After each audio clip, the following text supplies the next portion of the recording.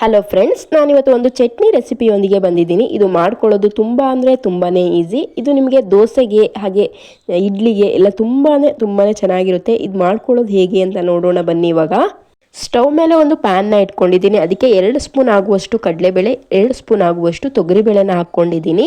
ಇದಕ್ಕೆ ನಾನಿವಾಗ ಇದನ್ನು ಚೆನ್ನಾಗಿ ಫ್ರೈ ಮಾಡ್ಕೊಳ್ತಾ ಇದ್ದೀನಿ. ಅಂದರೆ ಸ್ವಲ್ಪ ಕಲರ್ ಚೇಂಜ್ ಆಗೋವರೆಗೂ ಕೂಡ ಫ್ರೈ ಮಾಡ್ಕೊಳ್ಬೇಕು. ನಂತರ ಇದಕ್ಕೆ ನಾನು ಒಂದು 3 ಒಣಮೆಣಸನ್ನ ಹಾಕ್ಕೊಂಡಿದ್ದೀನಿ.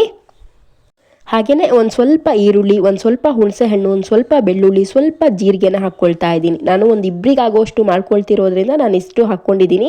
ನೀವೇನಾದರೂ ಜಾಸ್ತಿ ಜನಕ್ಕೆ ಮಾಡ್ಕೊಳ್ತೀರಾ ಅಂದರೆ ಸ್ವಲ್ಪ ಜಾಸ್ತಿ ಪ್ರಮಾಣದಲ್ಲಿ ಸೇರಿಸ್ಕೊಳ್ಳಿ. ನಂತರ ಇದೆಲ್ಲ ಫ್ರೈ ಆದ ನಂತರ ಇದಕ್ಕೆ ನಾನು ಸ್ವಲ್ಪ ತೆಂಗಿನಕಾಯಿನ ಹಾಕ್ಕೊಳ್ತಾ ಇದ್ದೀನಿ. ಇದನ್ನು ಇವಾಗ ತಣ್ಣಗಾಗಲಿಕ್ಕೆ ಬಿಡಬೇಕು. ತಣ್ಣಗಾದ ನಂತರ ನಾನು ಇದನ್ನು ಎತ್ತಿ ಮಿಕ್ಸಿ ಜಾರಿಗೆ ಹಾಕ್ಕೊಳ್ತಾ ಇದ್ದೀನಿ. ಅದೇ ಮಿಕ್ಸಿ ಜಾರ್ಗೆ ಇವಾಗ ಸ್ವಲ್ಪ ಕೊತ್ತಂಬರಿ ಸೊಪ್ಪನ್ನು ಕೂಡ ಸೇರಿಸ್ಕೊಂಡಿದ್ದೀನಿ. ಹಾಗೆಯೇ ಇದಕ್ಕೆ ಇವಾಗ ನಾನು ರುಚಿಗೆ ತಕ್ಕಷ್ಟು ಉಪ್ಪನ್ನು ಹಾಕ್ಕೊಳ್ತಾ ಇದ್ದೀನಿ. ಕಮ್ಮಿ ಅನಿಸಿದ್ರೆ ಮತ್ತೆ ಕೂಡ ನೋಡಿ ಹಾಕ್ಕೊಳ್ಬೋದು. ಉಪ್ಪು ಹಾಕ್ಕೊಂಡು ಸ್ವಲ್ಪ ನೀರು ಹಾಕ್ಕೊಂಡು ರುಬ್ಕೊಂಡಿದ್ದೆ ನೋಡಿ. ಇವಾಗ ಚಟ್ನಿ ರುಬ್ಬಿ ರೆಡಿಯಾಗಿದೆ. ಈ ಚಟ್ನಿನ ಎತ್ತಿ ಒಂದು ಬೌಲಿಗೆ ಹಾಕಿ ಸೈಡಲ್ಲಿ ಇಟ್ಕೊಳ್ತೀನಿ. ಅದಾದ ನಂತರ ನಾನು ಒಗ್ಗರಣೆಗೆ ಒಂದು ಪಾತ್ರೆನ ಇಟ್ಕೊಂಡ್ಬಿಟ್ಟು ಒಂದು 2 ಸ್ಪೂನ್ ಎಣ್ಣೆ, ಅದಕ್ಕೆ ಒಂದು ಸ್ವಲ್ಪ ಸಾಸಿವೆ, ಒಂದು ಸ್ವಲ್ಪ ಉದ್ದಿನ ಕಾಳನ್ನು ಹಾಕ್ಕೊಳ್ತಾ ಇದ್ದೀನಿ. ಚಟ್ನಿ ಒಗ್ಗರಣೆಗೆ ಉದ್ದಿನ ಕಾಳು ಹಾಕಿದ್ರೆ ಚೆನ್ನಾಗಿರುತ್ತೆ. ಹಾಗೆ ಒಂದು ಒಣಮೆಣಸನ್ನ ಹಾಕ್ಕೊಂಡು ಒಗ್ಗರಣೆ ರೆಡಿಯಾದ ನಂತರ ನಾನು ಇದನ್ನು ಎತ್ತಿ ಚಟ್ನಿಗೆ ಹಾಕ್ಕೊಳ್ತಾ ಇದ್ದೀನಿ.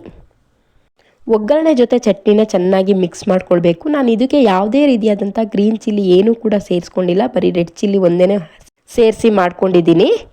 ಈ ಚಟ್ನಿನ ನೀವು ರೈಸ್ ಜೊತೆಗೂ ಕೂಡ ತಿನ್ಬೋದು. ಇದಕ್ಕೆ ಸ್ವಲ್ಪ ಈರುಳ್ಳಿನ ಚಿಕ್ಕದಾಗಿ ಕಟ್ ಮಾಡಿ ಹಾಕ್ಕೊಂಡು ರೈಸ್ ಜೊತೆಗೂ ಕೂಡ ತುಂಬಾ ಚೆನ್ನಾಗಿರುತ್ತೆ. ಹಾಗೆಯೇ ಇದು ನೀವು ಇಡ್ಲಿಗೆ ಅಂತಾದರೆ ಸ್ವಲ್ಪ ನೀರಾಗಿ ಮಾಡ್ಕೊಳ್ಳಿ. ಬಟ್ ನಾನು ದೋಸೆಗೆ ಮಾಡ್ಕೊಂಡಿರೋದ್ರಿಂದ ಇಷ್ಟು ಗಟ್ಟಿಯಾಗಿ ಮಾಡ್ಕೊಂಡಿದ್ದೀನಿ.